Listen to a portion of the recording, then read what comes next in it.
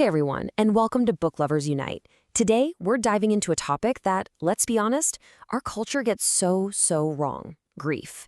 If you've ever felt that pressure to just get over it, then this explainer of Megan Devine's incredible book, It's Okay That You're Not Okay, is absolutely for you. So let's just start with the big question, right? Why is it that when we're in our deepest pain, it feels like the world is just so uncomfortable, so eager for us to wrap it up and move on? Well, it's a super common feeling, and Devine argues it's because the entire way we think about loss is just fundamentally broken. Here's the core of the problem. Our culture tends to treat grief like it's a problem that needs a solution. Like it's a temporary sickness or some project you have to complete before you can be a normal person again. But this whole approach, it's not just wrong, it's actually really harmful. Now, what makes Megan Devine's perspective so powerful is where she's coming from. See, she wasn't just some academic. She was a practicing psychotherapist who knew all the clinical models inside and out. But then, in 2009, her whole world was shattered when her partner Matt drowned in a tragic accident. And she realized, almost instantly, that all those theories she'd been taught were, well, they were useless. They were actually insulting in the face of real gut-wrenching loss. And that experience led her to this idea, the absolute core of the book: grief is not a problem to be solved, it is an experience to be carried. It's not an illness to be cured, it's what love looks like after loss. If you believe in building a more empathetic community, hit that subscribe button and join us. So let's start by tearing down the first and biggest myth the book tackles, the famous 5 stages of grief. This is the roadmap that pretty much all of us were handed, whether we knew it or not.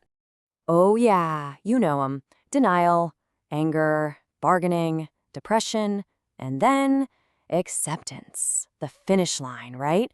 We use these stages like a checklist to see if we're doing it right, or even worse, to judge how other people are doing. But here is the piece of the puzzle that changes everything. The psychiatrist Elisabeth Kübler-Ross, she didn't create these stages for the people left behind. She developed them to describe what people who were dying themselves were going through. They were never, ever meant to be a step-by-step guide for grieving. And that distinction matters so much. The myth gives us this idea of a neat, tidy little path to a finish line. But the reality, grief is messy, it's chaotic, it's unpredictable, it circles back on itself. The goal isn't to get over it. The goal is to figure out how to build a new life that carries that loss with you. And this belief that grief can be fixed leads us right into the next big problem, our culture's grief illiteracy, which a lot of the time shows up as toxic positivity. We're so scared of pain that we just rush in with things we think are helpful, but they often just make things worse. I mean, we've all heard these, haven't we? And look, they usually come from a place of love and good intentions, but they're so dismissive. They're just attempts to slap a silver lining on a massive gaping wound, and all it does is make the person grieving feel even more alone. Devine has a perfect name for this. She calls it the "at least" trap, because really, any sentence that starts with "at least" isn't about the grieving person.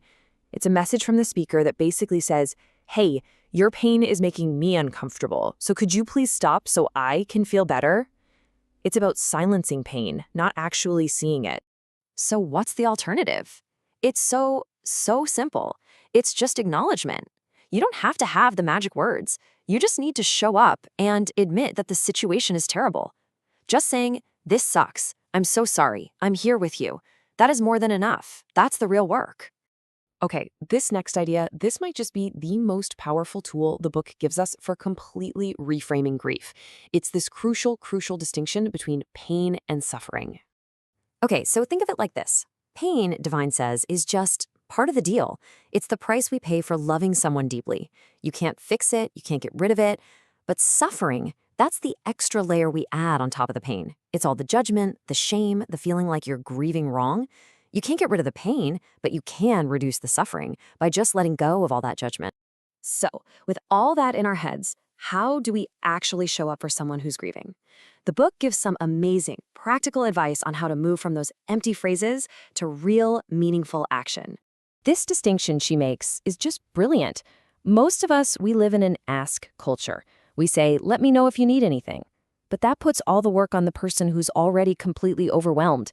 She says we need to move to a guess culture.